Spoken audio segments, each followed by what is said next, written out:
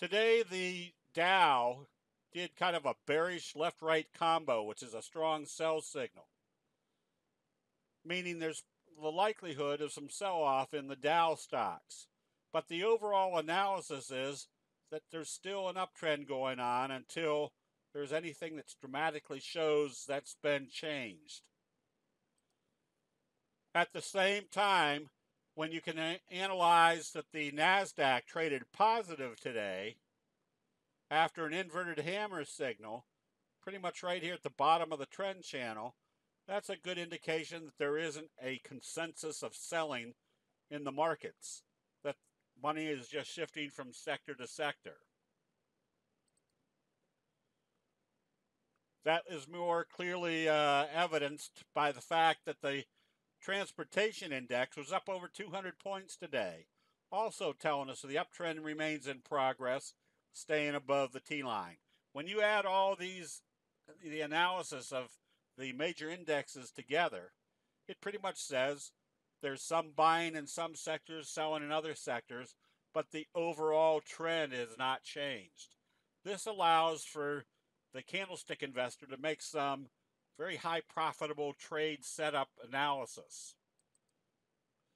The bobble breakout is an extremely high probability, high profit pattern. Notice that when they brought this price up, it failed at the 50. They pulled it back, and now they're coming back up through the 50 on a J-hook type pattern, breaking out through that resistance level. If you took the 50-day moving average out of here, you'd still essentially have a J-hook pattern, which in this case is telling us this downtrending channel has been breached, and you've got a J-hook pattern in progress, making your upside potential not only high probability, but you can calculate that if this was wave 1, wave 3 should bring you back up to test the recent highs. Knowing the strong reversal signals, such as in the Tesla chart, we have an abandoned baby. That's when they gap it down, do a doji, and gap it up. Notice that you have gaps in both directions. That's an extremely strong reversal signal. This allows the candlestick investor that even though the market is overall soggy, that they can be buying on positive trading, especially if they bring Tesla up through the T-line, making the upside potential back up to the moving averages. Once again, identifying a strong reversal signal in the oversold condition allows the candlestick investor to have a high probability of not only being in the right place at the right time, but the magnitude of return can be fairly strong. At the same time, such as in the Apple chart, there was a left-right combo and then it closed below the T-line. When you start adding up all the evidence that the sellers are in control, for example, after yesterday or on Friday's doji, it opened lower, giving us the high probability that it was going to trade lower.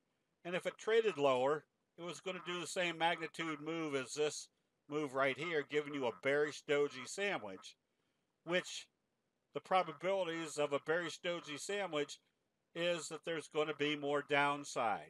So if you've been shorting Apple, there's still some more downside to expect on a short position. The doji sandwich analysis can be applied to both bearish or bullish trade setups.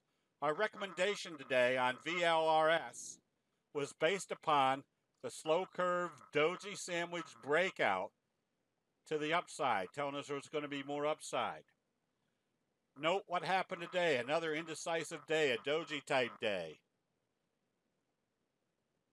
Looking for a positive open, giving you another doji sandwich, telling you the breakout into wave 3 is in progress.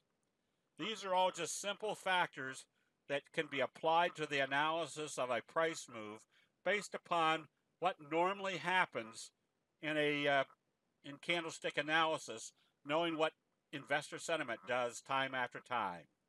That'll be it. We'll see you in the chat rooms.